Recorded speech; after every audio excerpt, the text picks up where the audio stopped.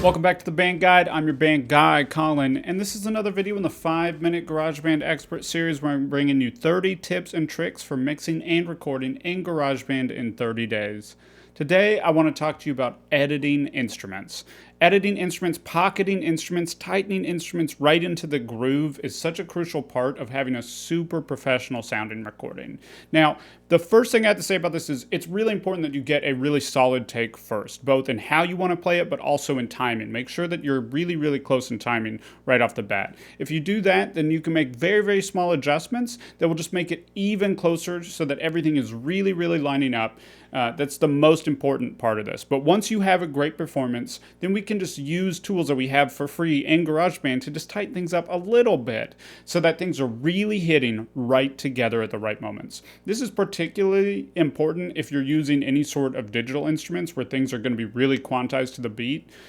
You really want to make sure that other things that you might have recorded live, like a guitar track or a bass track, are really lining up with those other hits that are going to be perfect on the beat. But even if you just have a bunch of different things that you've recorded live, you want to make sure that things are happening at the same moment. So it might not need to happen right on the grid, but you want to make sure that things are happening together at the right moment. So let's dive into this example, and with this example, it's well recorded, very well recorded, good timing, but there's just a little bit of variation between these live recorded parts and some of the digital parts that already exist in this song. So let's go ahead and listen to this and focus on the bass guitar and kind of that lead electric guitar line.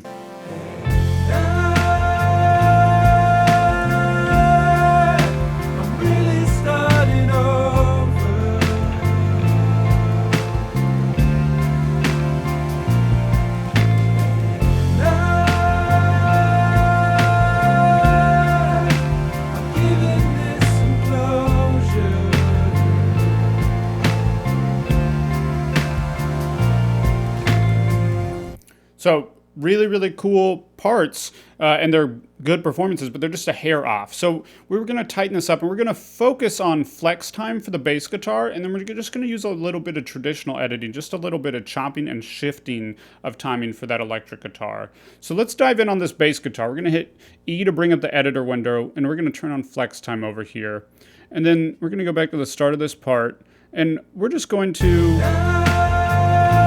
kind of listen through. You want to use a combination of what you see and what you hear. Don't rely totally on either, but if you see something and you hear that it's a little bit off, just tighten it up a little bit. So with flex time, we can just kind of shift things around. So that first note was just a little bit early. That right there, just a hair late. So we're just going to pull that back just a little bit and delete that one. Here. Delete that. Flex time can do this interesting chopping of things that isn't always great, but if you work around it like that, where you just pull it back together, that's totally fine. So you hear that is pretty early right there. We're just going to pull that up to be right on beat. We're going to go right here and just shift this up. Now, notice that this marker isn't exactly where we want it to be, so we got to use our eyes and our ears there. That one there is just a little bit late. Pull that up just a little bit. Same thing with this note here, just a little bit late. Yeah.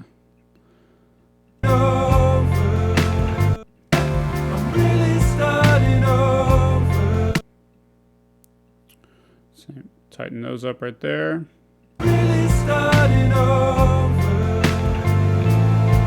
Okay, so you get the idea. We could go on for the whole song with this. So just tightening up just a little bit. Now, the other way that we can do this is through kind of destructive editing, where we're just kind of chopping and shifting things around just a little bit. So this guitar part, let's look at this guitar track here. And notice how on these beats, this guitar track is just a little bit early pretty consistently. So if you're pretty good at timing, with your tempo, you could perform really solid, but just rush the beat just a hair. Very, very common, very, very natural. So as opposed to shifting the whole thing here, we're just going to chop this chorus, and as opposed to using flex time and individually doing notes, we're just going to kind of shift the whole thing up just a little bit. So let's look here. Let's try to get that first note close. But we kind of want to split the difference from what we see on other notes. So you can see that was just a little bit too much. And let's see around there. Yeah, so that's looking like a good even road.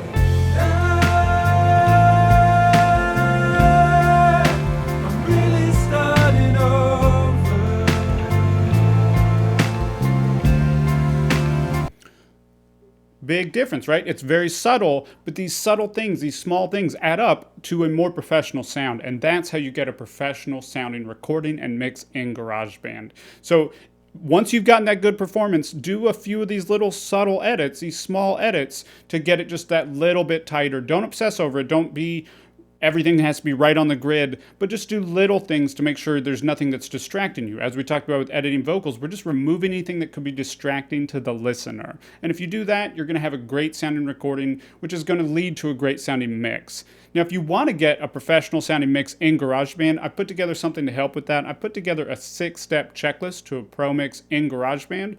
It just walks through the 6 steps to get a professional sounding mix in GarageBand. You can do all of this inside GarageBand. You can make a mix that could be on the radio inside GarageBand completely free.